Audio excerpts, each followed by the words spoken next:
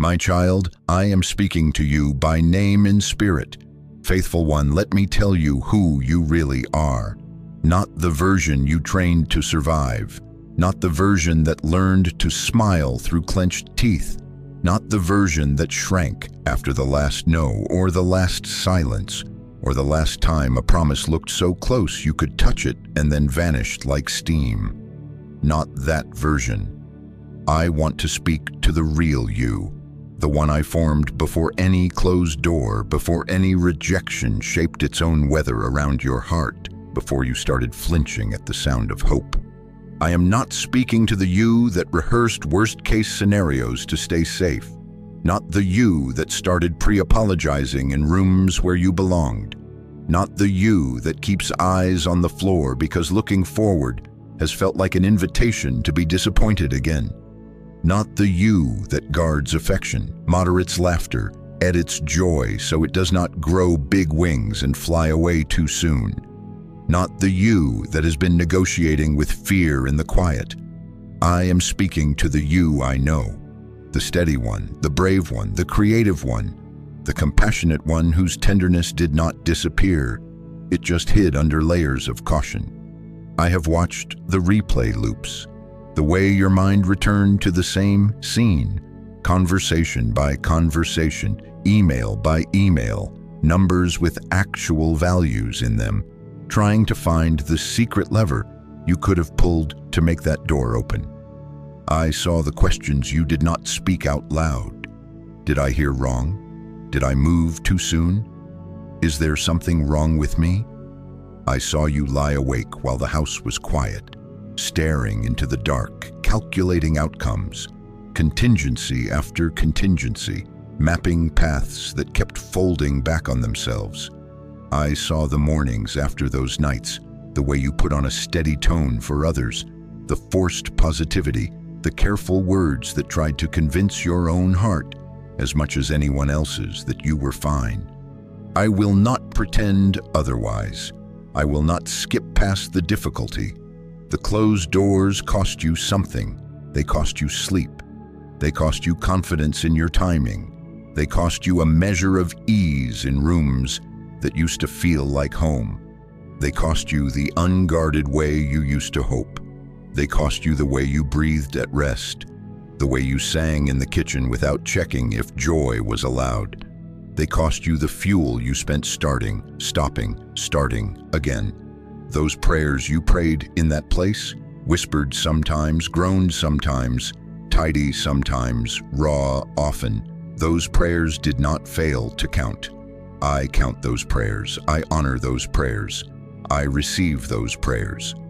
But listen to me now.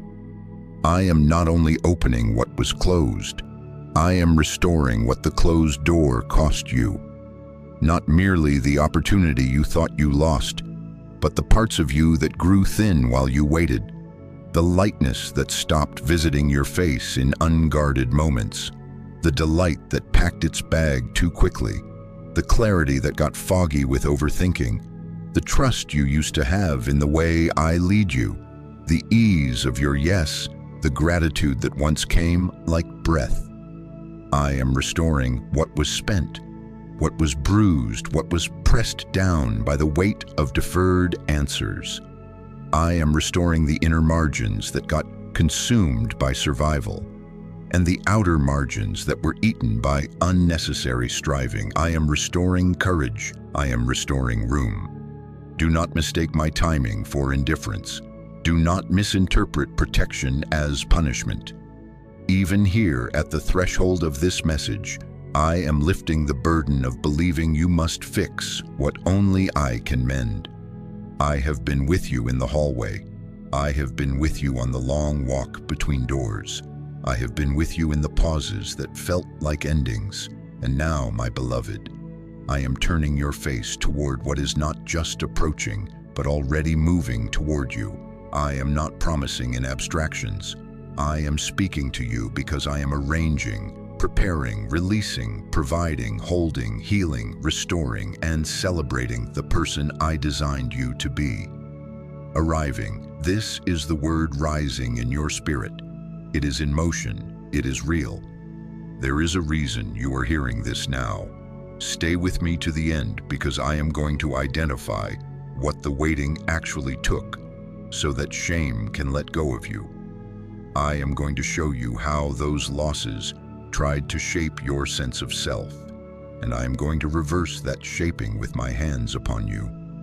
I will teach you the posture that allows restoration to land and remain, not a gust of relief that passes through, but a settled atmosphere of peace, provision, and purpose. I want your hands open. I want your heart unhooked from suspicion. I want the real you, unafraid of goodness, unashamed to receive, to stand up inside you again. Hear me.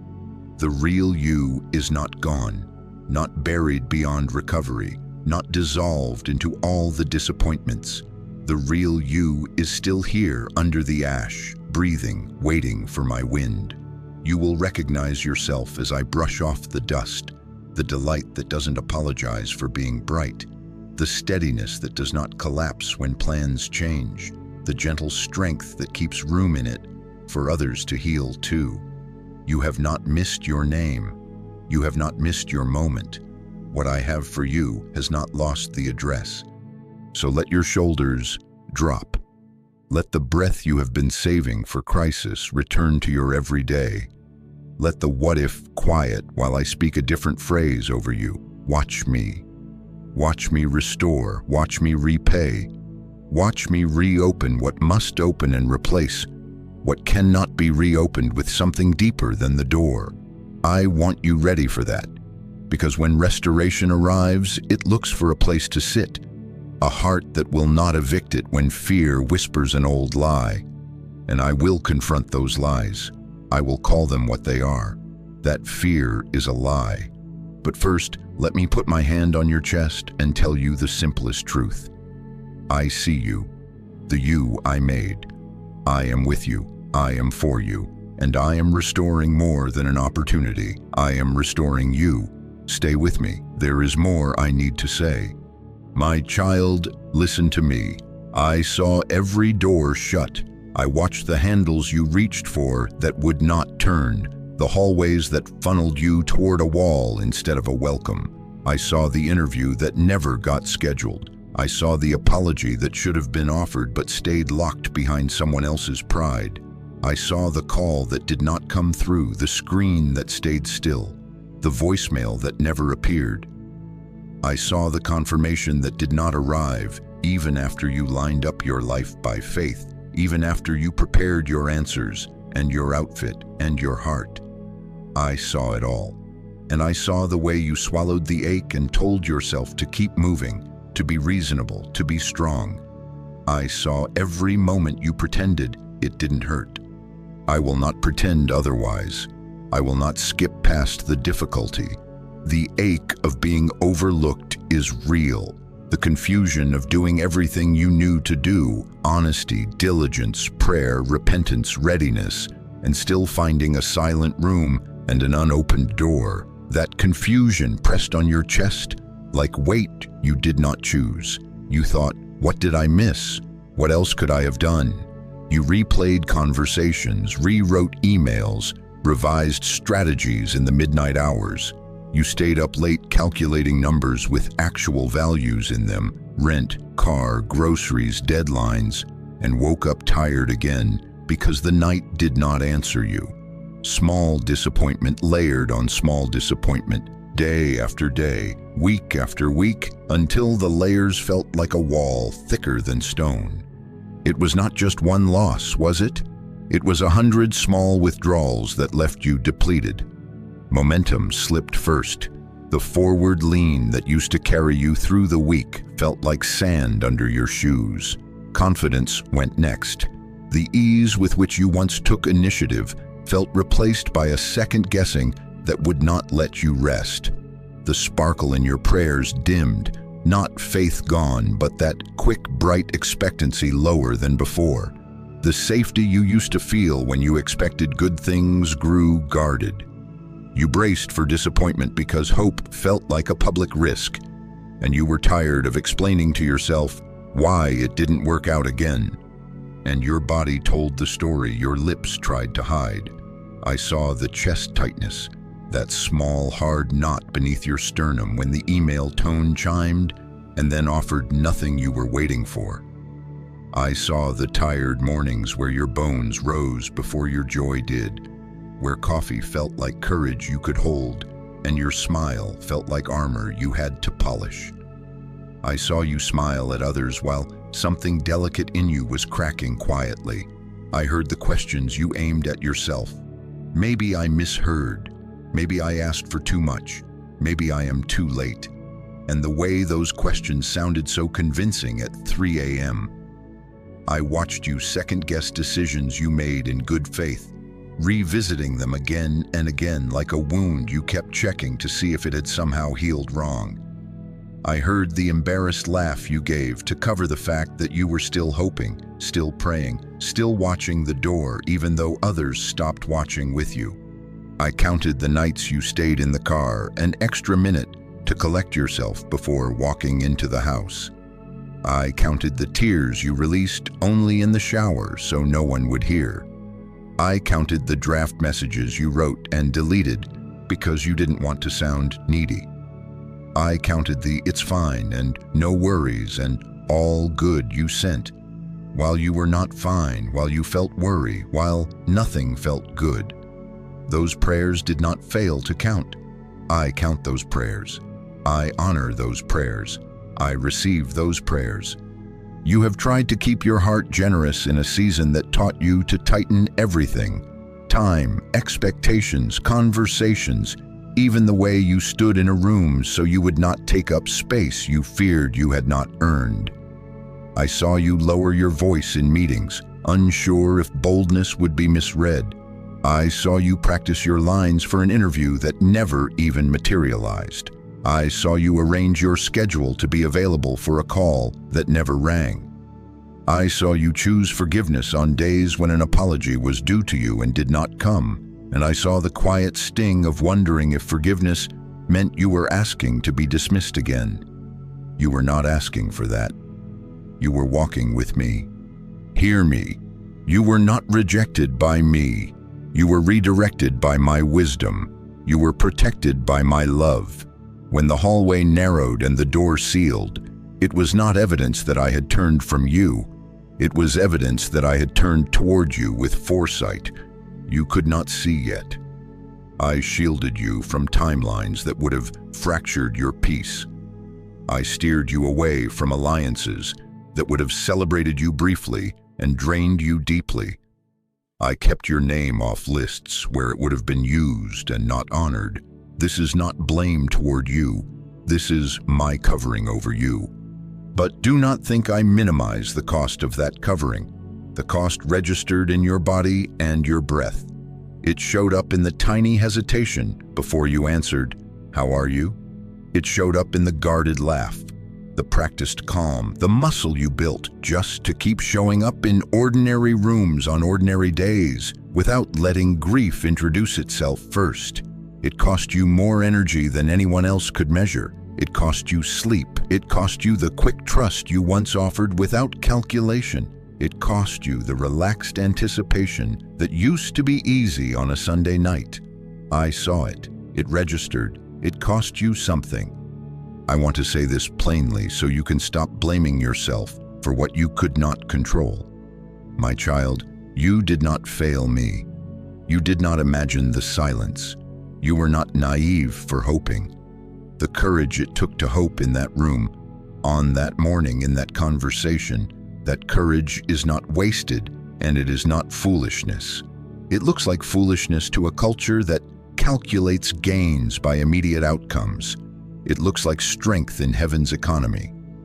I call it faithfulness. I call it trust. I call it beautiful. I also saw the shame that tried to attach itself to your disappointment, as if the door's refusal announced something permanent about your worth. I saw you shrink your requests because you did not want to be told no again.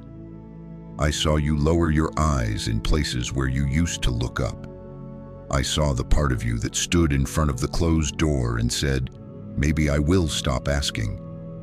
My hands were on your shoulders in that moment. I did not let your heart harden there. Even if you do not feel it, I preserved tenderness in you, the ability to be moved, to feel, to care, to forgive, to try again. That tenderness is not weakness. That tenderness is evidence that I stayed with you when the room stayed quiet. And this too I want you to receive. The quiet did not mean I was absent. The unanswered email did not mean I was disengaged. The silence was not abandonment. I was with you in the waiting room, in the late-night kitchen, in the parking lot after the meeting ended without your name being called. I was the steady in your breath, the thought that said, "Keep going," the small mercy that met you in an unremarkable morning when you almost gave up. I never moved from you. I never lost track of you. My gaze did not wander. My hands did not release you. So let this settle over your heart like a warm blanket after a long cold. I saw every door shut and every moment you pretended it didn't hurt. I saw the visible rejections and the private recalculations. I saw the layered losses, momentum, confidence, the sparkle in prayer, the safety of expecting good things. I saw the chest tightness, the tired mornings, the smile that covered a breaking place, the second guessing that wore grooves in your thinking, the embarrassment of still hoping. And I say over you again, you were not rejected by me. You were redirected by my wisdom. You were protected by my love.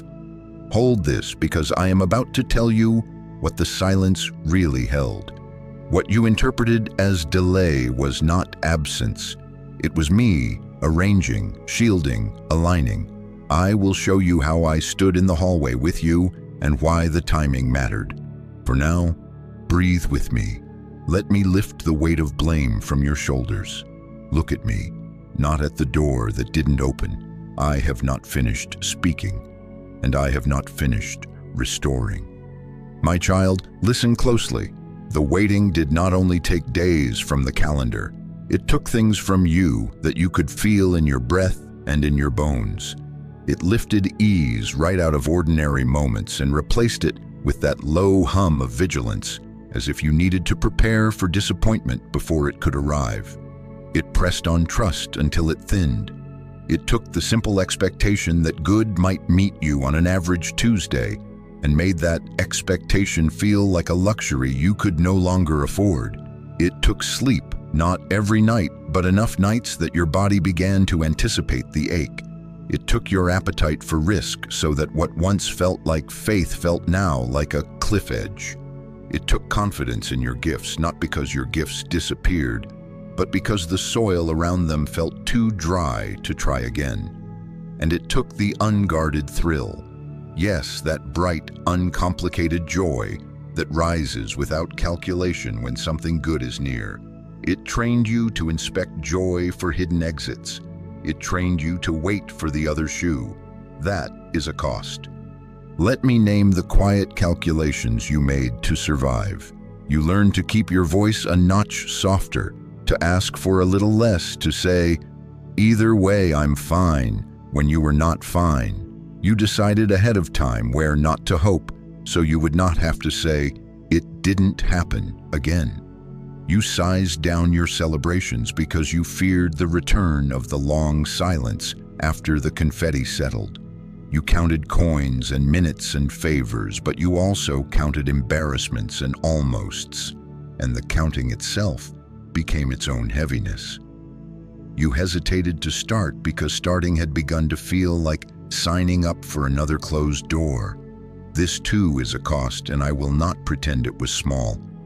It took things in your relationships, and I saw them all. Your heart learned to brace. You became careful with your warmth. You pulled back half a step because you did not want anyone to see you needing what did not arrive. You scanned faces for signs of leaving and rehearsed exits in your mind, so you would not be surprised if someone withdrew.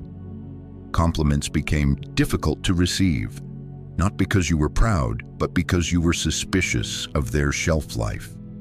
You wondered if you were too much when you shared deeply and not enough when you kept quiet. You worried that your needs would be read as demands, and your boundaries would be read as coldness.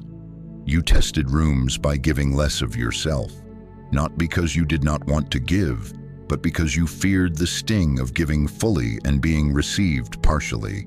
You began to assume that if someone truly knew you, the layers, the ache, the lingering hope, they might decide you were inconvenient.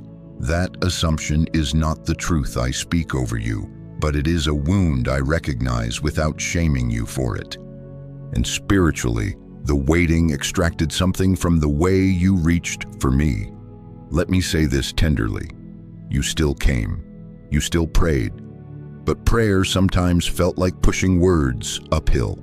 What used to flow like a river moved like a hand pump. Work to draw it up. You said the right phrases and meant them, but some days they felt like sentences you shaped rather than a heart that spilled. Worship felt heavier than it once did. Songs that used to light you like a candle now felt like memory more than fire. Reading, my word, felt like labor on certain mornings. A faithful, honorable discipline, yes, but the spark sometimes hid behind fog, and there were hours when you wondered, has God gone quiet because I am failing? Hear me, that accusation did not come from me. I do not weaponize silence to shame my children. My quiet is never punishment. My voice is not removed to starve you. When you asked and felt the waiting stretch, you were not being graded, you were being held. And still you persisted. You came back to me again and again with what you had, sometimes with eloquent faith, sometimes with one-line groans, sometimes with tears. Those prayers did not fail to count. I count those prayers. I honor those prayers. I receive those prayers. When your hands were too tired to lift, your presence in the room was its own prayer, and I received it. When you drove in silence because words felt fragile, your breath was prayer, and I received it. When you whispered, help, without ornament, that single syllable carried the weight of 1,000 psalms, and I received it.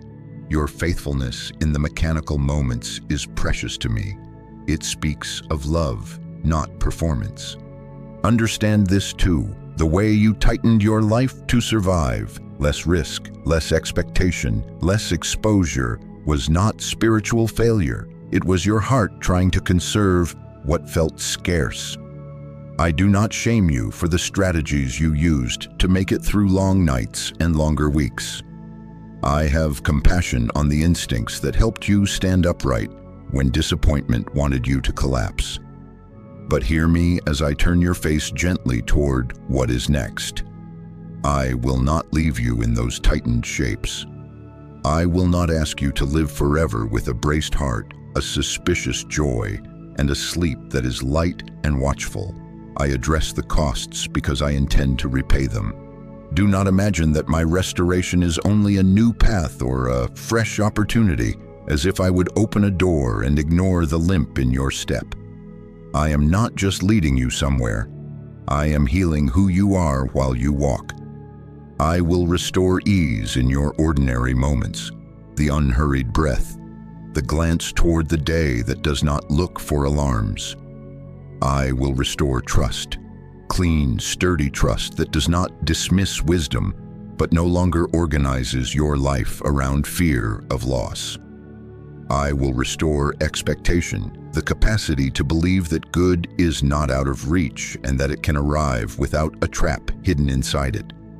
I will restore sleep, the kind that settles you deeply and returns you to yourself with strength. I will restore a holy appetite for risk, not recklessness, but the courage to move with me even when outcomes are not guaranteed. I will restore confidence in your gifts, the way your hands know what to build and your voice knows when to speak.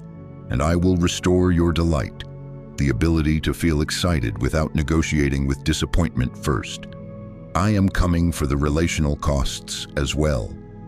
I am softening what grew guarded, not to make you naive, but to make you free. I will teach you to receive compliments without suspicion, to let honor land and remain, to believe that people can stay and some will. I am untangling the lie that you must shrink to be safe or expand to be worthy. You are not too much for me, and you are never not enough for what I assign you. I will surround you with voices that echo my heart until this truth is the most familiar sound in the room. And spiritually, I am renewing the inner springs. Prayer will not always feel like work. There are days ahead where words will find you before you search for them, where worship will lift like wind under your chest, where my word will open like bread still warm. Not because you tried harder, but because I am breathing on the embers you protected so faithfully. You kept the flame. I am sending the wind. So receive this assurance. I am not treating your future as compensation for a mistake. I am treating your whole person as treasure worth restoring. I am repairing the mechanisms that the waiting wore down. Attention, joy, trust, courage, intimacy with me, so that when doors open, you are not dragging a tired heart into a new room. I am addressing internal losses with the same care as external ones. I restore with interest.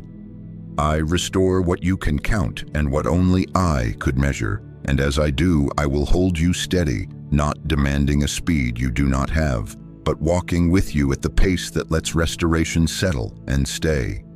My child, hear me with your whole heart. That closed door was not punishment. It was not abandonment. It was not a verdict against your worth. It was not proof that you misheard, missed your moment, or mangled your destiny beyond repair. It was not me turning away, rolling my eyes, or writing your name on a list of those who almost made it. Not that, not any of that. I am your father, and I do not toy with your hope. I am your shepherd, and I do not lead my own to the edge and step back. When the door would not open, I was not rejecting you. I was protecting you with foresight you did not yet have. Protection rarely looks romantic from the inside of longing. I understand this. When your hands were on the handle and your heart was already in the room you imagined, my closing of that way felt like a personal dismissal. You thought, if it's love, why would love stop me here?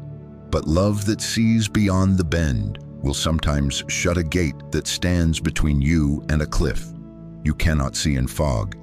A shepherd closes a gate not because he is stingy with the field, but because night is falling and there are edges and predators and paths that look like safety until they don't. That is how I have loved you in this season. I barred a way you would have bravely taken, because bravery without perspective becomes injury. I closed a possibility not to starve you of purpose, but to keep you from a timeline that would have broken the very parts of you I am restoring now. Let me speak plainly about what you begged for. Some of what you asked me to open would have attached itself to you with expectations that would have drained you daily and justified the draining in the name of opportunity. It would have celebrated your output and silenced your heart. It would have needed you to be perpetually impressive and never honestly human. It would have seated you at a table where you were applauded on stage and ignored in private. A room where your kindness would have been extracted as a resource and your boundaries treated like inconvenience. It would have placed you under leadership who did not know how to hold your soul, tethered you to rhythms that would have stretched your nervous system thin and called that success. I would not do that to you. I would not lead you into a harvest that uproots you while you're still growing roots. Some doors stayed shut because the timing would have outpaced your healing. You were mending invisible places, and the pace required on the other side of that door would have made scar tissue where I wanted healthy strength. It would have asked you to perform with a smile while neglecting the grief you needed to honor. It would have rewarded the mask and punished the truth. And some doors would have yoked you to people whose flattery came with a bill. They would have loved your potential while trying to edit your person. I saw the private contracts hidden behind their public kindness. I saw the fine print you could not read from the hallway. I saw the alliances that would have seemed warm but would have chilled your spirit in winter. This is not accusation toward you for wanting what you wanted. It is testimony that I guard what I love. And hear this too. Some opportunities were not wrong in essence. They were wrong in sequence. A father does not hand an heir the full inheritance before they can carry it without losing themselves. Not because the heir is unworthy, but because the father is wise. I have been guarding the portion with your name on it, yes, but I have also been guarding you for the portion, so that when it rests on you, it does not crush you. I have been calibrating your capacities, strengthening your tendons, steadying your interior so your exterior life does not grow faster than your roots. The delay was not a denial of your calling. It was a preservation of your wholeness. You may say, but you could have taught me inside the room. I hear that protest and I honor the ache in it. Sometimes I do teach in rooms that require courage. Other times I keep the door closed because the lesson is about the way you carry yourself before rooms notice you at all. The quiet alignment, the clean motives, the settled identity that is not bargaining with visibility for value. There were desires in you that were pure and beautiful, and there were fears tangled up with those desires that would have turned a gift into an idol if given too soon. I did not shame you for the tangle. I simply would not feed the fear while starving the desire, so I separated them in the waiting. I know protection can feel like rejection when you cannot see what I see. You felt the no land on your hope, and it sounded like a statement about who you are. It was not. The no you heard at the door was a yes you could not yet translate, a yes to your sanity, your peace, your future joy, your clarity, your capacity to love without losing yourself, your ability to say yes later without standing on trembling legs. I never forgot your address. I never forgot the shape of your calling. I never forgot the details you whispered to me in the dark. I held them, and I held you. So let me draw the curtain back just enough to steady you. While you were staring at the door, I was building inside of you the very things that room would have required so you could enter by another door later without bleeding for it. I was setting bones that disappointment tried to bend. I was deepening discernment so flattery could not recruit you. I was softening the guardedness without removing wisdom. I was teaching you the difference between opportunity and assignment. I was restoring a gate that is not hurried by insecurity. I was training your no to stand upright and your yes to spring from love rather than fear of missing out. The protection was never emptiness, it was formation. And now, as I have said, restoration is not approaching, it is arriving. But before you run, receive this reframe as armor and as ease. You were not kept out, you were kept safe. You were not forgotten, you were hidden to be healed. You did not fail me, I was faithful to you. The hallway you have walked has carved in you a depth that cannot be counterfeited. You will notice it when the new doors open and you no longer rush. You will notice it when you are offered more than you can carry, and you choose only what I am breathing on. You will notice it when honor does not intoxicate you and criticism does not unravel you. These are the marks of someone who was protected on purpose. Breathe, my child. Set down the story that calls my love punitive. Let me replace it with the true one. I have been a gate before a cliff, a shield before an arrow, a father who holds the inheritance until it strengthens rather than fractures. I have been with you in the holding, and I am with you now as doors begin to open in the order that will keep you whole. Watch with me. I will show you what this season was building, why it formed you, not just frustrated you, and as I reveal it, you will feel the protection you resented turn into gratitude that steadies your steps into what is already arriving. My child, now let me show you what the long middle space actually built. I did not watch you walk those lengthened days to tally endurance points and call it growth. I used the stretching to form architecture in you, a framework under your visible life that comfort could never have constructed. Easy rooms can decorate, but they do not reinforce. Applause can affirm, but it does not deepen. The soft cushions of quick success rarely teach the bones how to bear weight. But waiting, held, protected, misunderstood waiting, formed in you load-bearing beams, endurance that continues without drama, discernment that hears the quiet difference between almost right and truly mine, humility that serves without broadcasting, compassion that feels another's ache without being consumed by it, and spiritual muscle that obeys me when no one else is watching. This is infrastructure. This is the hidden strength beneath your visible days. You learn boundaries that stand without apology, not the brittle walls of fear, but the clean lines of love. You can tell the difference now between exhaustion that pretends to be opportunity and assignment that might be demanding but is deeply aligned. You discovered priorities that rise above pressure, presence over performance, obedience over optics, health over hurry. You learned how to say no without collapse, and yes without needing to be seen saying it. You lost your appetite for the sugar of sudden validation and began to crave the steady bread of my voice. You can feel the shift, even if you cannot yet name all of it. That is by design. I am not merely giving you information, I have been giving you formation. Do not despise the subtlety of what changed. Your prayers may have grown quieter, but they went deeper.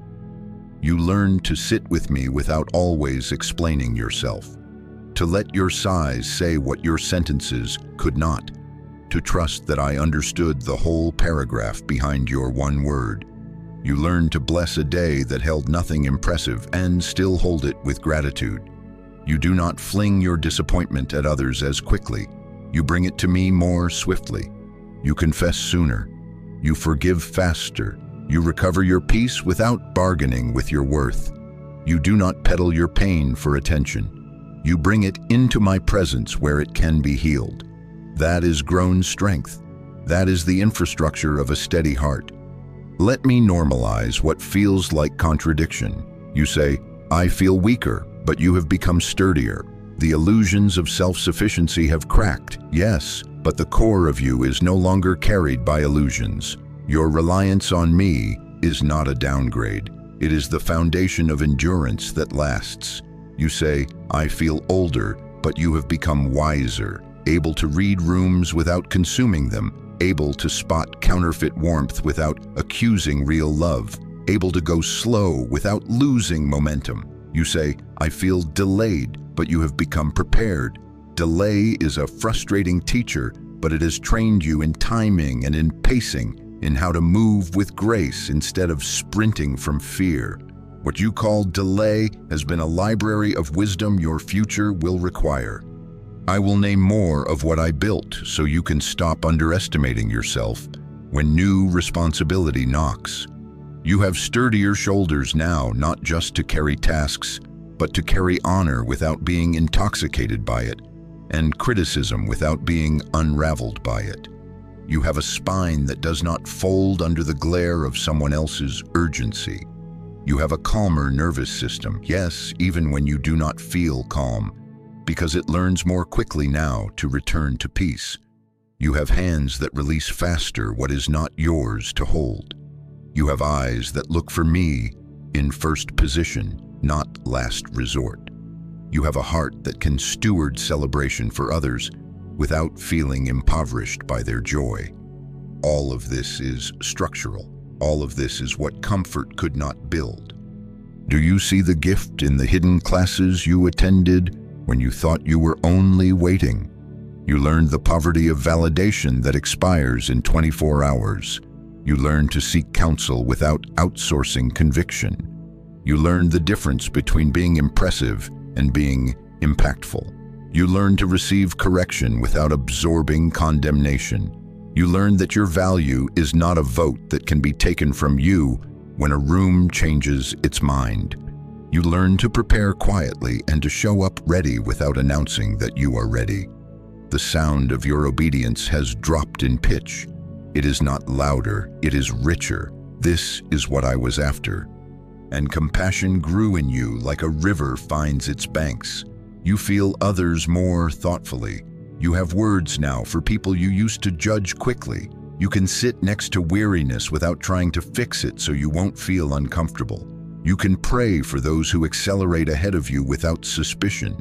You can bless the ones who did not see you and mean it, not because you disappeared yourself, but because you discovered the security of being seen by me. This is a mercy I built into your bones. It will hold you when rooms open and eyes turn and pressure changes shape. Yes, your prayer life shifted, and you worried that quieter meant weaker. Hear me, it meant deeper. The flash of feeling good in prayer is lovely. The reality of abiding when nothing feels sensational is power. You found me in the unremarkable morning, and in the errands, and in the car line, and in the 5 minutes before the next thing. You discovered that holiness can live in a whisper. You discovered that I answer in steadiness, not just in spectacle. You became a person who can carry my presence into ordinary rooms without needing a spotlight to remind you I am with you. That is no small thing. That is the essence of priesthood, attending to me in all places. You also learned to make decisions while your emotions were still catching up. This is maturity. You stopped waiting to feel fearless before saying yes or to feel guilty before saying no. You learned to consult me and then act, trusting that feelings are indicators, but not masters. This is what will allow you to carry more without breaking, to lead without performing, to follow without disappearing. It is what enables you to rest while responsible, an art form I have been teaching you night by night, list by list, breath by breath. And now, hear the sentence I want to chisel into your thinking. The difficult season was not the story. It was the infrastructure of the story. It was the scaffolding that allowed me to build rooms you have prayed for and hallways you could not imagine. It is the unseen framework that will outlast headlines and hashtags and moods. It was not punishment, it was construction under covering. If you judge your life only by the visible progress of doors swinging open, you will misread the masterpiece for the scaffolding. But I have been raising beams inside your heart that make you hurricane resistant. Winds can come, rain can beat. The house will stand. Because this is true, hear the next assurance. I can now place more on you without it crushing you. I can entrust you with visibility without losing your voice. I can let honor find your address without it hijacking your appetite. I can give you relationships that require courage and clarity because your boundaries are clean and your motives are settled. I can give you opportunities that involve pressure because your inner pressure valve has been calibrated to my peace. What is arriving is not designed to impress you for a moment and exhaust you for a year. It is designed to join the structure I have built so it can remain. You were afraid that when blessing came, it would somehow rot what was good in you or slip through your fingers because you could not hold it. Hear me correct that fear with my own mouth. I did not build this infrastructure to watch it fail. I built it so that when restoration lands, it settles, so that when provision appears, it integrates, so that when favor calls your name, it does not call you out of yourself but invites you deeper into who I have always said you are. You will not have to split into versions to survive success. You will not have to betray tenderness to keep a seat. You will not have to outrun anxiety to appear courageous. The inner architecture can carry what is coming. So breathe again, steady and slow. Thank me for the strength you cannot see as easily as a paycheck or a platform, the resilience that does not photograph well. Thank me for the capacity to be faithful on an ordinary evening and to wake on an unremarkable morning with a holy yes. This is the gift I formed inside the ache. This is what comfort could not give you. And now, because the foundation has been laid, because the beams are anchored and the walls are plumb, what I promised is not merely approaching. It is arriving at a house that is ready to hold it, arriving to rooms that will not collapse under it, arriving to a heart that will not worship it, arriving to a life that has been formed to receive and remain steady. It is in motion, it is real, and you are ready. My child, lean close, not approaching, arriving, not someday, now, not a distant maybe, a present movement with your name on it. What I spoke over you is in motion toward you with the intentionality and the unstoppable momentum of my love. It has never been lost in transit. It has never been delayed by confusion. I have not misaddressed what belongs to you. I know where you live. I know where you ache. I know the exact rooms in your life where loss sat longest, and those rooms are where I am sending restoration first. Arriving at your mind, peace, not the fragile quiet that shatters at the first loud thought, but the kind of steadiness that holds, even while circumstances negotiate their way into order. I am lifting the late-night spirals so you are not arguing with yourself until dawn. I am slowing the racing loops so you can notice me in the ordinary hour. You will feel a softening in your chest, not because nothing matters, but because you will remember that I am the one holding what matters most. Ideas will return without accusation. Decisions will come without torment. The fog that has made simple choices feel like mountains will thin, and you will see the path right in front of you. This is not wishful thinking. This is restoration arriving with purpose. Arriving at your finances, margin. I am not playing games with your provision. I am training wisdom and sending supply. Leaks you could not identify will be revealed. Small holes that quietly drained your joy will be patched. Unexpected favor will meet you in conversations and negotiations. Opportunities that fit your design, not just your desperation, will find you. Not a lottery of luck, but a river of right placement, steady, clean, unforced. You will notice numbers with actual values in them, plans that add up, bills that are met without extracting your peace, a cushion that allows you to give without calculating fear. I am bringing order to chaos and breadth to budgets, because pressure is not your provider. I am arriving at your home, a lighter atmosphere. Watch me change the weather of your rooms.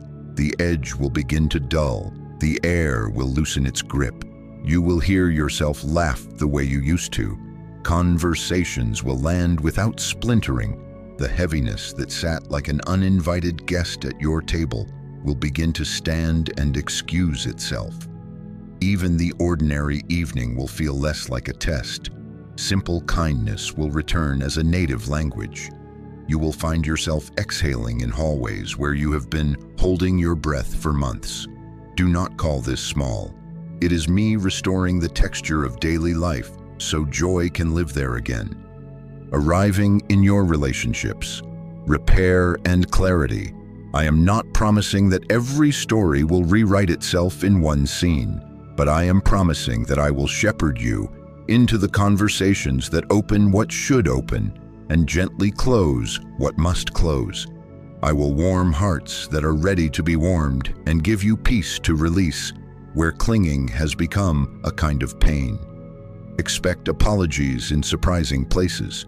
Expect the grace to offer your own without shame. Expect boundaries that feel like love, not like punishment. Expect the wisdom to stop rehearsing arguments that will never build a bridge and to begin practicing the sentences that do. I hear you. I forgive you. I am choosing peace. I bless you as you go. I am arriving with repair where trust can return and with clarity where illusion must end. Arriving in your purpose, momentum. I am aligning timing, people, and pathways so that you are not forever pushing a locked door and calling it resilience. Assignments will stand up in front of you and introduce themselves. You will sense the difference between noise and call, between what flatters and what truly fits. The wind will be at your back, not because there is no resistance, but because you will feel my pleasure in your yes. Ideas will have traction, steps will connect. You will not have to force what I am breathing on.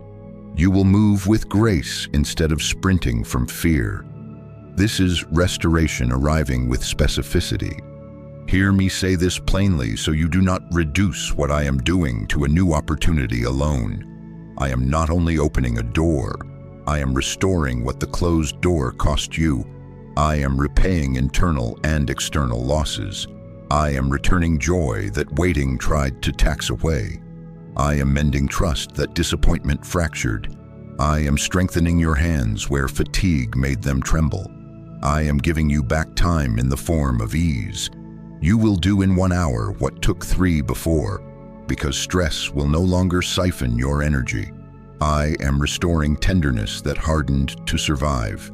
I am restoring courage that hid behind strategy. This is more than replacement. This is recompense. I have never lost track of your address. I have kept the ledger of what was spent surviving, the extra hours you swallowed, the nights you stared at ceilings making calculations with numbers and questions, the prayers you whispered so quietly you wondered if even I could hear them. Those prayers did not fail to count. I count those prayers. I honor those prayers. I receive those prayers. Your tears are not lost water on a cold floor. They are seed I have sown into a harvest of consolation. Every private surrender you thought no one saw has been noted by the one who sees in secret. I am precise. What I send arrives where I send it. I do not scatter restoration like confetti and hope it lands in the right places. I target, I direct, I deliver. You will begin to notice it in small scenes that carry holy weight. The message that untangles a knot of concern you have carried too long. The email that adjusts a timeline in your favor. The bill that is less than projected. The unexpected resting of your mind in a moment that used to spike your anxiety. The conversation that ends with mutual understanding instead of stalemate. You will also notice it in larger moves. A door that opens without a resume you can explain. A collaboration that honors your voice. A decision made by others that benefits you without you campaigning for it. Do not argue with these things when they arrive. Do not minimize them because they are not spectacle. Restoration is often quiet first. Quiet does not mean small. Quiet means steady. And hear this distinction one more time so you do not miss the wonder by looking only for the big reveal. A new door enters you into fresh space. Restoration gives you back what the last season borrowed from your soul. The door is a vehicle. The restoration is the fuel, the repair, the wind, the safety features. I am doing both at once. I open ways and I mend travelers. As this moves toward you, and it is moving, fear will try to interrupt the delivery with familiar whispers. It's too late. This can't be for you. If you receive now, it will only be taken again. I will address those lies directly. I will name them one by one and cut their cords. I will teach you how to let what I give settle and stay. I will show you the posture that makes room. Hands open, heart unguarded but wise. Expectation alive without grasping. I will coach you in practices that keep the doors from swinging off their hinges when the wind of favor blows. But for now, simply agree with me. Not approaching, arriving. Do not look over your shoulder for some other version of you to be the recipient. I am speaking to you, the real you I have been forming under pressure. I am delivering to your life as it is today, not the imagined life you think you must create to qualify. I am not waiting for perfection. I am responding to your yes. I am honoring your persistence. I am answering not because you have performed flawlessly, but because I delight to restore what belongs to my child. So lift your eyes. Bless small beginnings as royal arrivals. Call peace by its name when it sits with you in the afternoon. Name provision when it passes through your day on two legs and a kind voice. Welcome clarity when it pulls up a chair in a hard conversation. Celebrate momentum when it nudges you forward without forcing. This is how you practice receiving. This is how restoration learns your address and never stops coming. And as it lands, remember the sentence I have already spoken over you. It is in motion, it is real, and you are ready. My child, I told you I would confront the whispers that have tried to braid themselves into your thinking. I am here now to put my mouth on each one and cut the cord. Lean in, breathe. Let me speak to the places in you that flinch when hope comes close. I have no interest in scolding you for being afraid. I am interested in freeing you from it. I will not talk around your fears. I will address them one by one. First, the whisper, "You missed your window." That fear is a lie. I am not a God who paces the hallway wringing my hands about timing. I do not work with vanishing doors and single chances that evaporate because you blinked. I make windows. I command seasons. I open and no one shuts. I shut and no one opens until I say so.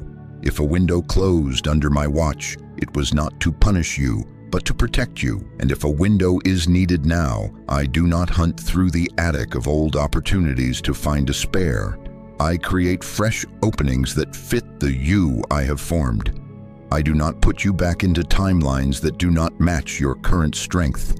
I author time. I am not anxious about it. Lift your head. You did not miss me. Second, the whisper, you are behind. Behind what, faithful one? Behind a calendar culture that worships hurry. Behind a comparison clock that was never set to my rhythm. That fear is a lie. I do not measure you against the pace of another life. I have walked with you through every mile. What you call behind, I call being paced for endurance. I can accelerate without straining you. I can bring alignment that collapses months of spinning into days of clarity. I can restore what years appeared to steal without rushing your soul. I have not been wasting your time. I have been investing it, and I will not require a frantic sprint to make up for what waiting taught you slowly. I will match your steps to grace, not to panic. Third, the whisper, you are too broken. That fear is a lie. I saw where the season splintered you. I have never denied the fracture lines, but I do not discard the vessel because cracks appeared. I mend with honor, not with shame. The places that scar do not disqualify you. They testify to where my strength met your humanity. The tenderness you gained in the breaking is part of the beauty I am bringing forward. I do not build on denial. I build on truth. I am not embarrassed to call you mine in the middle of your mending. Hear me. I am not choosing a shinier version of you. I am choosing you, exactly you, beloved and in process, and I am making you whole as we walk. Fourth, the whisper, you are disqualified. That fear is a lie. Adoption in my family is irrevocable. I do not sign papers and then tear them up when a storm shakes you. When you fell, I did not change my mind. I extended my hand. When you repented, I did not rehearse your failure to keep you in a holding pen. I forgave, I healed, I restored. Consequences may have taught you wisdom, but they did not cancel your inheritance. I am not keeping your calling in a locked cabinet to teach you a lesson. I correct because I love. I restore because I love. I send you again because I love. What I have spoken over you is not a suggestion I can withdraw on a mood. It is a covenant, and I keep covenant. Fifth, the whisper, others past you. That fear is a lie.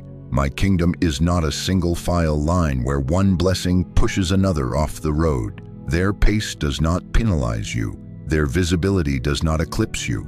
I am able to bless many without reducing any. I assign lanes and seasons. I do not pit children against each other for attention. Celebrate them without suspicion, and know this: your portion is safe with me. The lane I have crafted for you is not made of leftover pieces. It is tailored to your design. Your yes is not late. It is right on time for what I am releasing through you. Sixth, the whisper: you cannot recover what you lost. That fear is a lie. I do not merely replace objects, I redeem stories, I repay. I restore dignity where shame tried to settle. I return courage where fear siphoned it away. I restore years in the form of wisdom, ease, and multiplied fruit. Work that used to require 3 units of strength will require 1, because you will no longer be carrying the weight of proving your worth. I am not intimidated by arithmetic that says the sum is gone. I am the one who multiplies loaves. I can return what is needed for your future, even when it comes in a different form than you expected. What was truly yours in me is not lost. It is held, and I am returning it in the way that will remain. Let me place a seal over all of this with identity you can hold. You are chosen specifically, not generically, not by default because there was an empty slot. I know the contours of your temperament, the pace of your processing, the sound of your laugh, the way your hope tries to hide when it is tired, the questions you do not say out loud. I chose you seeing everything. I adopted you without a return policy. I wrote your name beside mine, not in pencil where a hard season could erase it, but in the permanence of my own promise. Inheritance in my house is not a popularity contest and not a prize for the unblemished. It is your birthright as my child, and I am teaching you to walk in it with humility and joy. I need you to understand my relationship to time so you can stop bowing to clocks that do not rule you. Delay is not denial, it is formation. And when formation has done its work, acceleration is easy for me. I do not rush souls, but I can hasten outcomes. I do not skip your process, but I can compress pathways. Watch how alignment saves you steps. The right person answers your message on the first try. The conversation that used to take weeks happens in an afternoon. The approval you feared would be dragged out arrives without a fight. This is not luck. This is me redeeming time without stealing peace. Now listen to what fear has been doing to your body so we can break its hold. It has made your hands clench. It has tightened your jaw. It has taught your shoulders to live 2 inches higher than they should. It has trained you to expect to be disappointed just enough to protect yourself from delight. I am dismantling that training. I am loosening your grip, not so you will lose what I give, but so you can actually receive it. Restoration does not settle in fists. It rests in open hands. And I am going to teach you how to live that way. Heart unguarded but wise. Expectation alive without grasping. Gratitude practiced in real time so joy has somewhere to sit. I will show you the posture. I will coach you in the practices. Your job in this moment is to agree with me against the lies, to lay them at my feet, to stop rehearsing them as if they are responsible friends. They are not. They have never told you the truth. Let this sink in as a new reflex when the old whispers try again. That fear is a lie. Say it with me internally when the thought arrives. Interrupt it. Replace it with my sentences. I chose you. I am not late. I restore. I repay. I am not anxious. I am not scarce. I am steady. Then breathe. Feel your shoulders drop back into their proper place. Uncurl your hands. Lift your chin. Meet my eyes. The delivery you feared you missed is already en route. It has your name on it. It is in motion. It is real. And you are ready. My child, now that we have named the lies and loosened their grip on your body, I want to place something in your hands. And for that, I need your hands open. Restoration does not settle in a posture of bracing. It rests where there is room, where the fingers are not curled around control, where the heart does not keep glancing at the exit sign. I am not asking you to be careless. I am inviting you to be receptive, awake, discerning, grateful, willing. This is the posture that lets what I send arrive, settle, and stay. Hear me make a distinction that will change how you step into what is moving toward you. Wishing and receiving are not the same. Wishing stares from a distance and imagines. Receiving steps forward and agrees. Wishing waits for perfect conditions before it risks hope. Receiving risks hope and discovers, I am the one who secures conditions. Wishing keeps rehearsing how unlikely goodness is, as if pessimism could shield you from pain. Receiving speaks my sentences. I am providing, I am restoring, I am here. And then acts as if those sentences are true. Receiving is active. It aligns your thoughts with my heart, your calendar with my instructions, your words with gratitude, your steps with obedience, and your life with a willingness to be helped. Willing to be helped by me, yes, but also willing to be helped by the people I send. The neighbor with a timely word, the colleague who advocates for you without being asked, the friend who offers practical support. You would rather refuse because you are used to being the strong one. Let me teach you to open the door and say, thank you, instead of, you don't have to, when I am the one knocking through their kindness. We need to address the patterns you learned while protecting yourself, the small reflexes that have felt like safety but have actually blocked the landing. Minimizing good news, the habit of shrinking what arrives the moment it appears. It's small, it won't last, they didn't mean it, it's probably a mistake. When you do that, you close the window I just opened. Call it by its right name. Bless it, let it root. Do not apologize for the fruit I place in your hands, because it is not yet the whole harvest. Honor the first fruits and the harvest will follow. Expecting disappointment, bracing for the other shoe to drop so you will not be surprised. My child, that kind of readiness does not protect your heart, it drains it. It trains your nervous system to treat joy as a thief instead of a friend. Flip the training, expect me. Expect goodness not as an entitlement but as a consequence of my nearness. Let hope be your preparation instead of dread. Sabotaging opportunities, saying yes with your mouth and no with your behavior. Delaying replies until doors drift shut. Picking small fights when favor comes close so you can point at the mess and say, see, I knew it wouldn't work. Setting a bar so high that nothing that arrives is allowed to count. Overcommitting until you are too exhausted to receive what you prayed for. My child, I am not shaming you. I am rescuing you from patterns that kept you safe when you felt alone. You are not alone. Lay down the habits that keep you from standing still long enough to be blessed. Overthinking every open door until you turn discernment into paralysis. I gave you a mind for wisdom, not for building cages.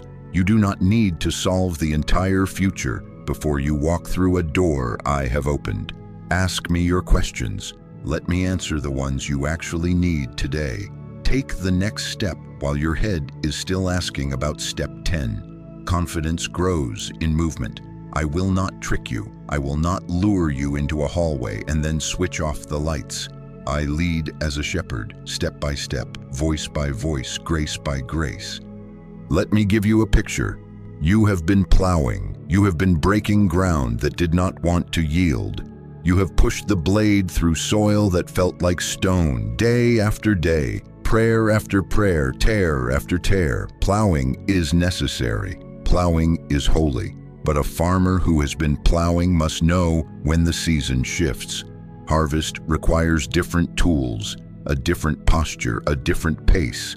You do not drag a plow into a field ready for gathering. You bring baskets, you bring sickles, you bring neighbors. You move with a lighter step. You look up more often. You scan the rows with anticipation, not suspicion. You gather and you do not apologize for the weight of goodness in your arms. You take breaks to give thanks, not to calculate how long it will be before lack returns. You build storehouses. You plan generosity because increase is not meant to sit still. It is meant to circulate life. This is the shift I am asking of you. Set down the blade when I say harvest. Pick up the basket. Your inner posture must match the current assignment. If you cling to plowing in harvest time, you will injure yourself and miss what the field is offering. I want you standing in the right posture when what is arriving arrives. Not frantic, grabbing at everything as if I will change my mind, but steady, ready to receive, grateful without groveling, discerning without doom. Ready looks like margin in your schedule so you can respond when favor calls. Ready looks like a heart that does not apologize for relief. Ready looks like answering messages promptly, preparing as if the door will actually open, cleaning a corner of your life where you know a gift will land so it has somewhere to sit. Ready looks like asking good questions without interrogating the giver. Ready looks like practicing simple sentences that fit the harvest. Yes, thank you. I receive this with joy. I am available. Show me how to steward this well, and then listening for my response. Grateful does not mean pretending you are not nervous. Grateful means you tell the truth to me and still bless what I am doing. Discerning does not mean hunting for a catch in every kindness. Discerning means you invite my spirit to weigh opportunities, and when peace settles, you step through, even if the step trembles. Not frantic means breathing when the email comes, instead of sprinting in fear to secure the outcome yourself. I am not throwing you unprepared into a new room. I am forming the person who can inhabit it with joy. Let me also speak to willingness to be helped. You have carried so much alone that receiving assistance can feel like failure. Hear me. In my kingdom, help is a language of love, not a verdict on your capacity. You will find me in the hands that lift with you, in the counsel that clears fog, in the collaboration that multiplies your effort without stealing your voice. Do not resist these because independence has become your identity. Your identity is mine. And in my family, we receive from one another as readily as we give. Open hands are not just for me, they are also for the ones I send. As you practice this posture, I will make it simple. I will give you a clear, numbered sequence so you can cooperate with restoration every day without wondering if you are doing it right. It will not be complicated, it will be repeatable. It will create a container where what I send can land, grow, and remain. Think of it as the daily rhythm of harvest, the small, faithful motions that gather what grace has grown. You will not need to guess. I will speak plainly. I will show you how to notice, how to say yes without minimizing, how to let generosity keep the river clear, how to stay close enough to me that you do not mistake the sound of my footsteps for the sound of loss returning. We will walk it out together. For now, breathe and uncurl your fingers again. Lift your chin. Let your face soften. Let your thoughts align with mine. I am not late. I am not stingy. I am not teasing you with hope. I am here. I am restoring. I am placing good in your hands, and I want it to remain.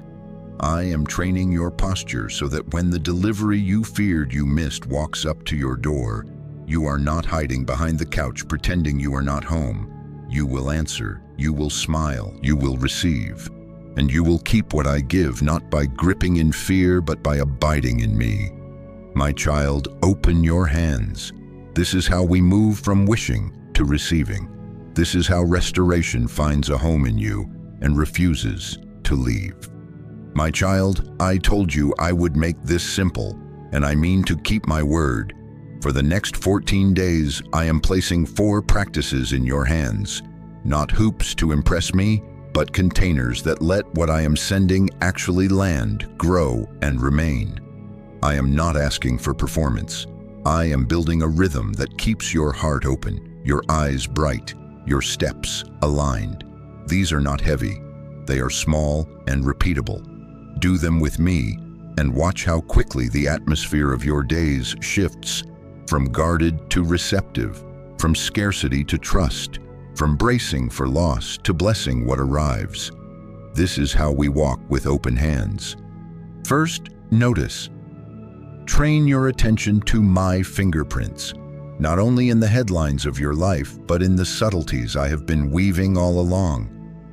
I want you to become a student of the small favor, the timely conversation, the inner calm that surprises you when anxiety had a right to be loud, the new idea that lands like a bird on your windowsill, the unexpected provision that shows up through channels you would not have scripted, when the parking space appears exactly when you are late, when the email you dreaded is kind, when you find yourself laughing in a room where heaviness has been living, when a bill is lower than expected and the numbers have actual values in them that make sense again, when your chest feels unknotted during a moment that used to tighten it.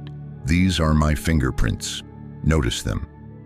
Name them. And for these 14 days, keep a short daily record. It does not need to be pretty.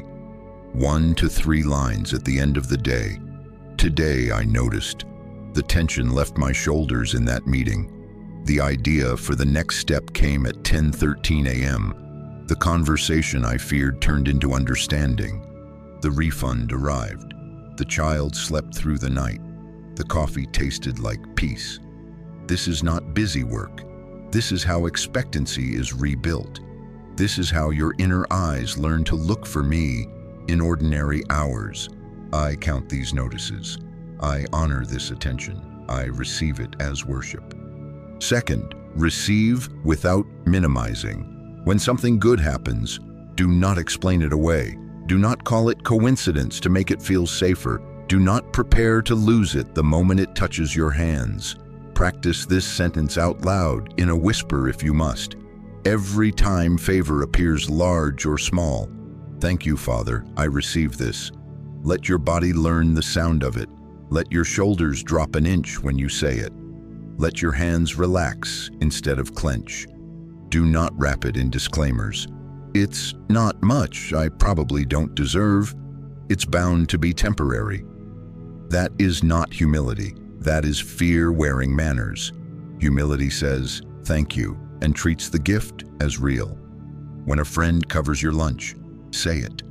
When clarity comes about a decision, say it.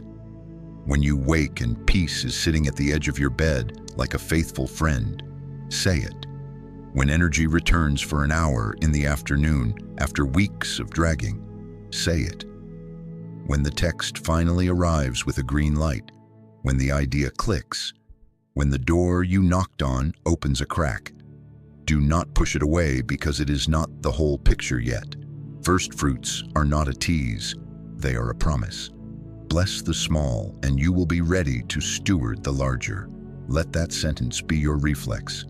Thank you, Father, I receive this.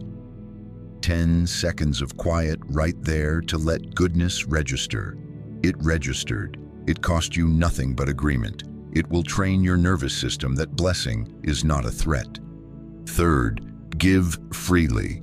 Generosity keeps the river clear. I am not asking you to prove anything by giving. I am inviting you to live like a person who believes I am your supply. For 14 days, practice generosity where you can. Encouragement that is specific and timely. Forgiveness offered where resentment has been rehearsed. Service that costs you a little convenience. Resources shared as you are able without fear that you will be drained beyond recovery. Send the message you have been drafting in your mind that says, I see this in you. Keep going. Tip a little more than usual if you can and bless them in your heart. Offer to cover a small need for someone close if I nudge you. Share a skill without charging a fee this one time because I asked and you are safe. Release the debt you have been holding over someone's head, even if the only courtroom is your memory, and say to me, I let this go. I bless them. I release myself. Generosity of words, generosity of time, generosity of money as you are led, not reckless, not performative, responsive, trust-driven. Remember, you are not the source. I am. When you give, you are not shrinking your storehouse. You are building one. You are making space for fresh flow. You are telling your own heart, we live in a kingdom, not a cage. Watch what happens inside you when you become a river instead of a reservoir. Fear loses leverage. Joy multiplies, and remarkably, more arrives. Fourth, stay near. Nearness is how all the other practices hold. I am not asking for hours you do not have. I am giving you a simple rhythm that stitches your day to mine. One honest sentence in the morning, one honest sentence in the evening. In the morning, before you scroll, before you run, say something true to me. Father, be near to me today in my work. Or, Jesus, lead me into the conversations I need. Or, Spirit, settle my mind and show me the next right step. One sentence, not performative, real. Then in the evening, as you lay down what the day demanded, one more sentence. Here is what I carried today. I give it to you. Or, thank you for what I saw. Keep my heart soft. Or, forgive me where I was small today and grow me up in your kindness. One sentence. The point is not length, the point is nearness. In addition, invite me into specific rooms of your life. Say it with intention. Come into my work today, be Lord over my calendar, my tone, my emails. Come into my family, sit with us at the table and soften our words. Come into my mind, guard my thoughts, and interrupt spirals. Come into my body, steady my breath and strengthen my frame. Name the rooms so your heart knows I am welcomed there, not as a guest who must be entertained, but as the homeowner who brings order and peace. I do not wait outside. I come in when invited, and I stay.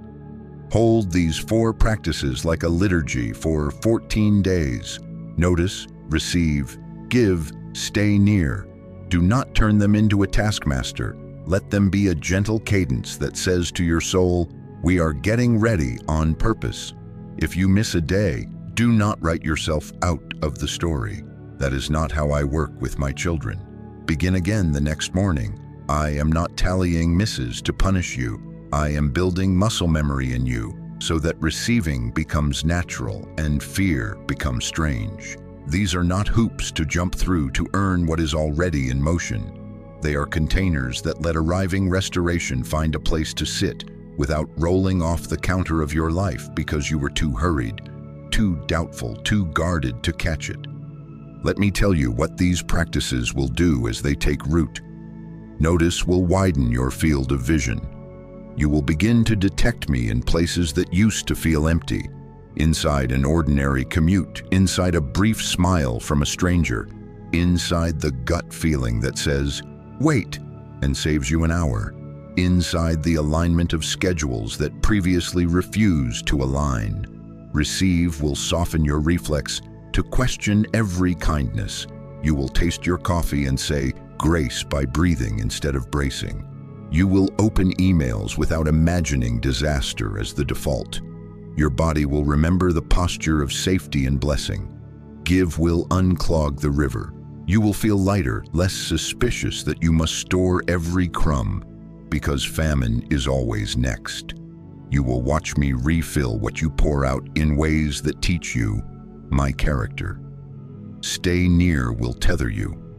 When a day tries to fracture you with noise, those 2 sentences will pull you back to center. You will find yourself in meetings with a quiet that does not make sense.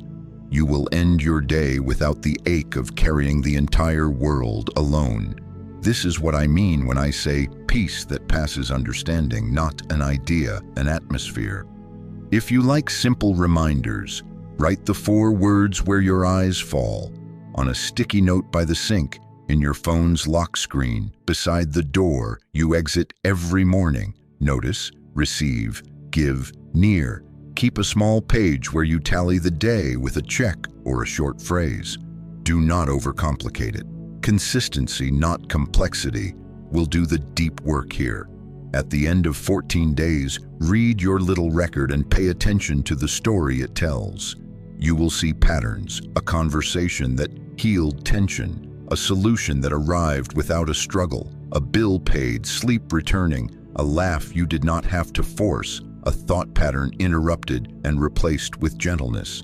This is me, arriving, moving toward you with the intentionality and the unstoppable momentum of a love that has never lost your address. I will meet you in the practice itself.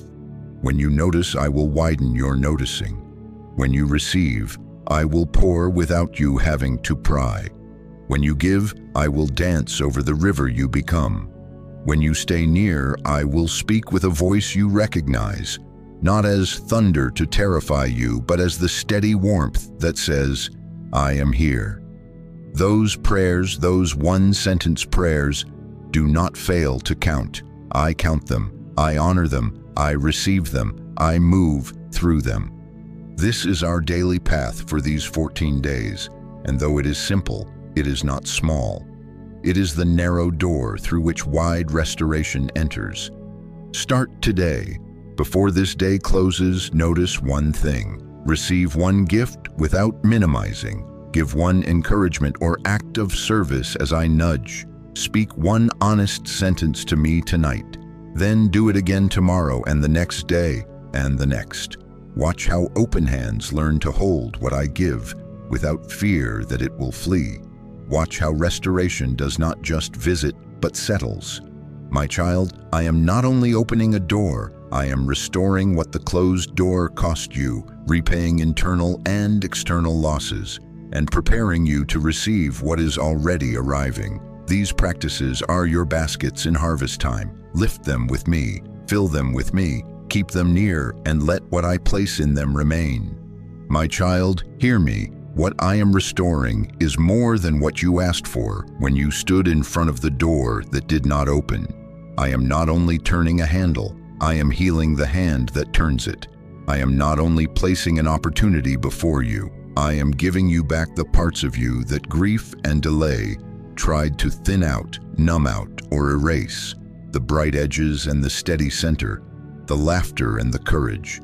The ability to believe a good thing is meant to remain without bracing for it to be taken. This is deeper than the door. This is restoration of you, not the worn-down version, not the cautious echo. The real you, the one I formed before the long season taught you to whisper your hopes. I am restoring identity where labels from loss tried to stick. I am restoring confidence without arrogance, the kind that stands up straight inside because it remembers who sent you.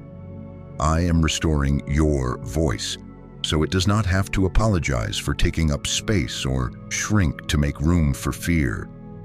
I am restoring joy that does not need permission slips. I am restoring trust, not a naive trust that forgets pain, but a wise trust that knows I am present in it, that I lead and keep and guide. This is the work I am doing so that the next opportunity does not become another wound. I am sealing the old cracks, not with shame, but with my kindness that strengthens what broke without pretending it never fractured. Let me make it practical so your heart can recognize it when it arrives. Deeper restoration looks like clarity returning where fog has been your morning weather, direction that comes not as 1,000 confusing options, but as the next right step that carries my peace. It looks like reconciled relationships, where reconciliation is safe and right. Conversations you thought you would never have turning into understanding, patterns of blame giving way to honest repair. And where reconciliation is not wise, it looks like clean boundaries without bitterness, freedom in your chest when you say a peaceful no because I am guarding your heart. It looks like provision with breathing room, numbers with actual values that give you margin instead of panic, bills that do not throb in the background, the end of the month feeling less like a cliff and more like a bridge, you can cross without holding your breath. It looks like favor that arrives in a way that seems out of character for this season. Doors opening with less effort than the closed ones demanded. Introductions you did not orchestrate. Help that shows up before you have to ask. It looks like an inner peace that stabilizes choices. No more being dragged by every loud voice or every fear-tipped forecast. An anchored yes and a calm no that feel like standing on ground again. It looks like sleep returning to its rightful place. Appetite for life waking up. Creativity humming in rooms that have been silent. It looks like an ordinary morning where you suddenly realize you are not scanning the horizon for disaster. You are present, you are here, you are well. This is not hype. This is covenant generosity. All through the story I have been writing with my people, I have shown myself as the one who pays back more than what was taken, who places honor where shame sat, who turns valleys of trouble into doors of hope, who restores years that seemed eaten, not by pretending they were never hard, but by pouring enough goodness to outmeasure the grief. Some call it a double portion. Hear me. I do not settle accounts by the math of scarcity. I repay in a way that makes the story whole. Where you bowed your head, I will lift it. Where you were treated as an afterthought, I will seat you with honor. Where you had ashes in your hands, I will fill them with something living. Not because you performed well enough, but because you are mine and I am generous by nature. Understand the pace. Restoration often arrives in layers. Many times I heal the receiver before I increase the received.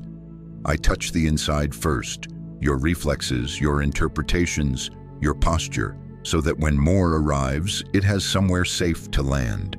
Do not despise the days when what changes most is your inner world. The anxiety that loses volume, the shame that cannot find you, the stress that used to spike and now dissolves under breath and prayer. That is not delay. That is deep work. I am anchoring you so that the gift does not become a grief, so that the weight of new favor does not topple you, so that your hands can carry what your heart can bless. There will also be moments when I send an external sign early, like first fruits setting the tone, a check you were not expecting, an answer that arrives on the day you thought would be another no, a conversation that softens a hardened place. Receive these as confirmations, not as the sum total. Bless the first fruits and let hope enlarge your field. I will not put you on a treadmill of almosts. I am leading you into a table that is set for you to sit and eat. I want to be clear about the kind of person you are becoming while I restore.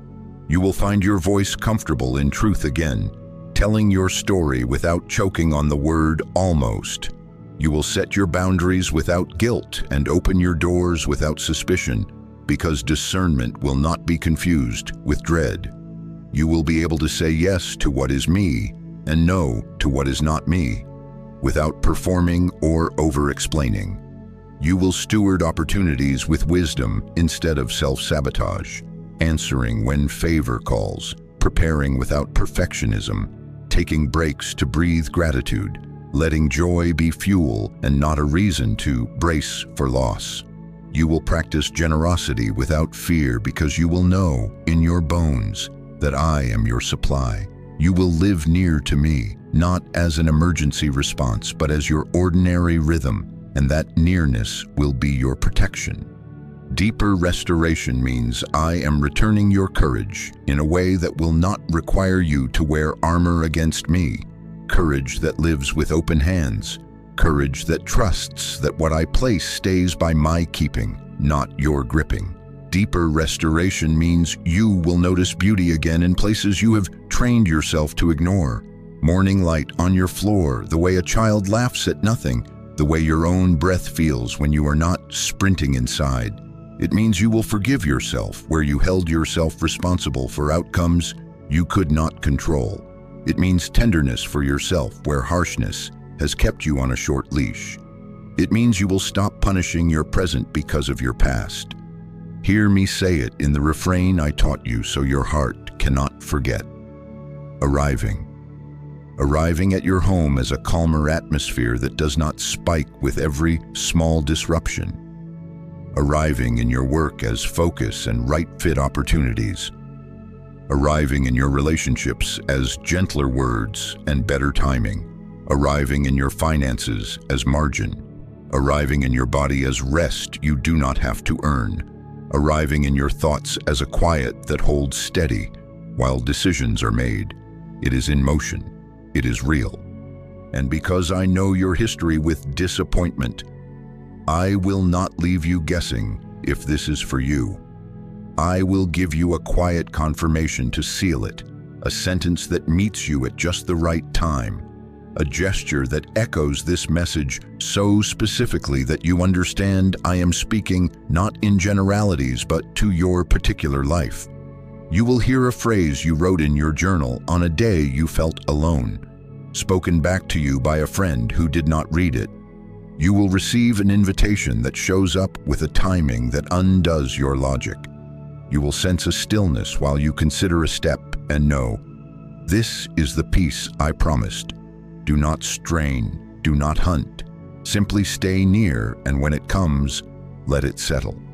We are not done, my child. I am about to lay my hand on your head with words that confirm and steady you for what is already moving toward you. And then we will pray, simple, strong words that gather up what was spent, bind what was bruised, and open what must open under my protection. For now, breathe in this truth. I am restoring what was lost and what was damaged, what was visible and what hid inside you. It will be deeper than the door, and because of that, when you step through new doors, you will not bleed on what blesses you. You will walk in, wholehearted, and you will keep what I give. My child, you are hearing this now because I would not allow despair to finish its sentence and call it your name. I am interrupting the slow creep of resignation before it hardens into identity. This is a rescue from the story that says, this is as good as it gets. A rescue from the quiet decision you almost made to stop asking, stop hoping, stop opening your hands.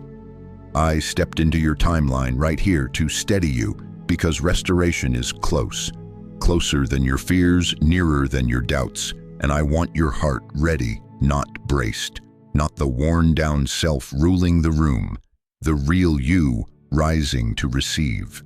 You have wondered if you made this up, if you were over-reading the hints, if the recent lightness was only a good night's sleep. Hear me. The early signs you keep dismissing are signals of transition. I am drawing your eye to them so you can partner with me. The renewed longing that surprised you after a season of numbness, that was me thawing what grief had frozen. The unusual tiredness that suddenly lifted one morning as if an invisible weight was taken off your chest, that was me relieving the pressure you had normalized. The repeated reminders, phrases that keep echoing in unrelated conversations, the same idea returning like a tide you cannot deny. That is me weaving confirmation through your days. The sudden courage that rose when you thought of trying again, that was not recklessness. That was strength arriving exactly on time. Even the way your body has started to unclench in rooms that used to feel unsafe, the way your mind catches itself before spiraling as if an unseen hand is on the brake, these are not accidents. They are the nearness of my spirit reorganizing your inner world to match what I am sending. You asked me to speak plainly, and I am. You are not late. You are not imagining this. You are being readied. Because readiness is not theory, I am asking for a gentle obedience. One step, not a scramble. Not panic, not performance. Peace-led movement. You already know the step because it has been nudging the edges of your attention. Send the email. Apply again where you quietly crossed yourself off the list. Make the call to apologize where pride has been a thin shield. Open the document you abandoned and give it one honest hour. Return to the place of prayer you left when disappointment stung. Sit with me there without needing perfect words. Or set the boundary you have avoided. Say no where you have been saying yes to your own depletion. Do it with me. Do it without the soundtrack of dread. Do it as a person who has a father. Take the step and then breathe. I will guard you as you move. I know your history with counterfeits, shiny opportunities that were actually drains, pressure-filled offers that promised relief and delivered heaviness. Hear me, I will not let you be tricked by a door that dresses like favor but smells like fear. I will put a check in your spirit when haste tries to play the hero. Rushed decisions are not required in this house. I will give you time to listen. I will make peace your umpire. If it steals your clarity, if it demands you betray your boundaries, if it asks you to shrink the truest parts of who I made you to be, that is not me. And when it is me, you will notice alignment, not ease without effort, but effort without panic. Timing that does not bruise. Confirmations that do not require you to twist yourself into a shape I did not design. As you stay near, your discernment will grow sharper, not harsher, able to separate urgency from importance, noise from signal, pressure from leading. You will find that you can pause without fear of missing out. And in the pause, I will speak in ways you cannot miss.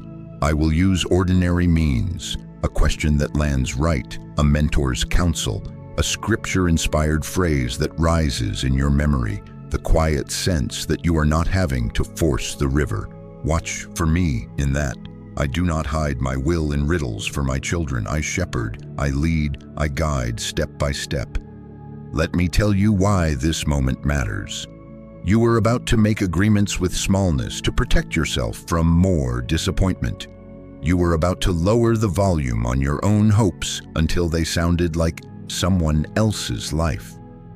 I interrupted you because your story is not over, and I refuse to let weariness narrate the next chapter.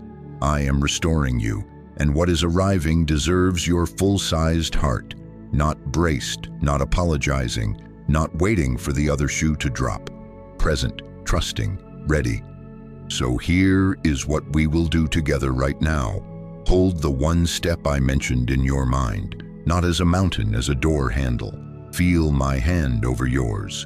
No forcing, just turn it. And as you do, I will surround your heart with a guard you will feel.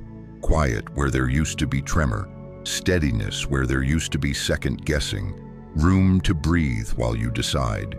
I will keep counterfeit doors from looking convincing. I will expose flattery. I will highlight substance. I will make wise options more beautiful than loud ones. Stay with me for the prayer we are about to pray. Do not click away. Your heart needs the sealing that comes when your mouth agrees with what your spirit already knows. In the prayer, I will settle the dust that disappointment kicked up. I will pour peace into the cracks that have handled too much noise.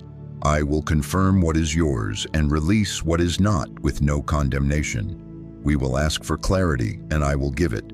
We will ask for timing, and I will align it. We will ask for protection, and I will be a wall around you. You are hearing this now because it is time, not someday.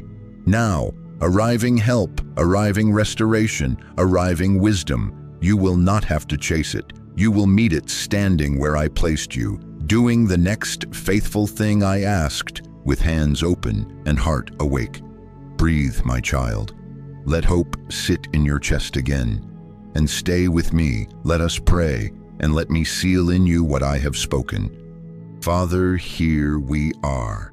We come with our hands open and our defenses lowered. We place before you the closed door that became the center of our thoughts, the disappointment that soaked through our days, the self-blame that followed us like a shadow, and the fear of hoping again. We refuse to dress it up. We surrender it as it is, heavy, confusing, and costly. We lay down the narrative that says the shut door means we are shut out. We release the internal vows we made in pain, promises to never try, to never trust, to never ask big again. We renounce the agreements with smallness that tried to keep us safe but kept us stuck. We put our grief in your hands and ask you to lift what we cannot lift.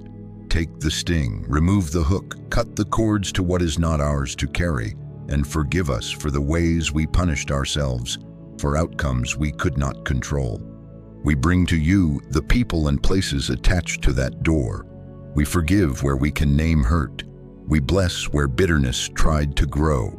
We release why questions where there is no answer yet, and choose your nearness over our need to understand. We return judgment for mercy, suspicion for trust in your character, and resignation for fresh consent to be led. Father, we give you our timelines, our edited expectations, our habit of bracing for disappointment. We exchange them for your pace, your wisdom, and the quiet strength of a heart guarded by you. Now, Father, we ask boldly for restoration. Restore joy that does not apologize for being bright. Restore confidence that stands without performance, remembering who sends and who keeps. Restore clarity where fog has camped. Make the next step undeniable and small enough to start. Restore sleep, the deep, dream-fed kind that resets the body and quiets the mind. Restore appetite for life and for you. Wake up hunger for scripture, for worship, for unhurried conversation with your spirit. Restore laughter to ordinary rooms. Restore creativity to desks and kitchens and calling. Breathe over nervous systems trained by stress. Calm the adrenaline that waits for bad news. Unwind the tightness in chests and jaws. Soften shoulders that have carried too much. Break the loops of anxious thoughts. Interrupt the spiral with your peace. Let it pass understanding and stay.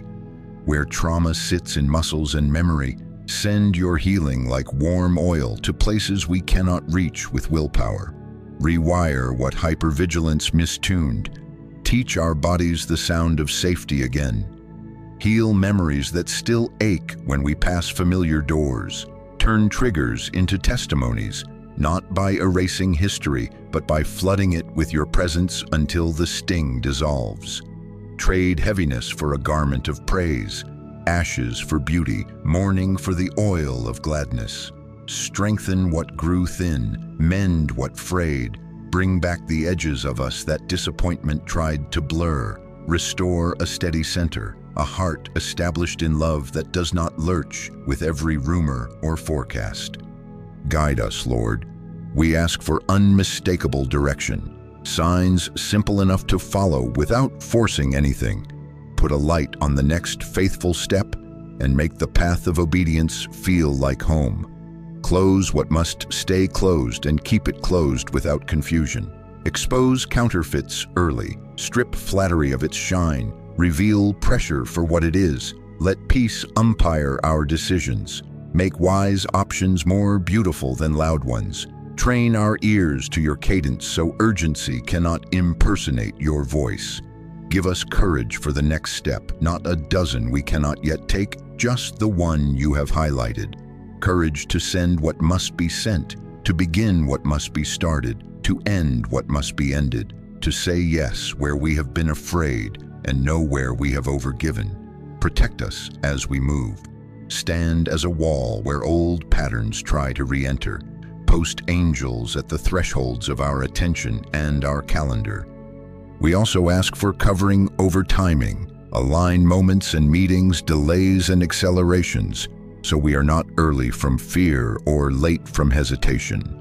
Let confirmations arrive in ways we can recognize, a sentence at just the right time, counsel that settles us instead of stirring us, peace that remains after we have stopped talking. Shepherd us into right-fit spaces, rooms where our voice is welcomed, work that suits our design, relationships that honor boundaries and invite growth.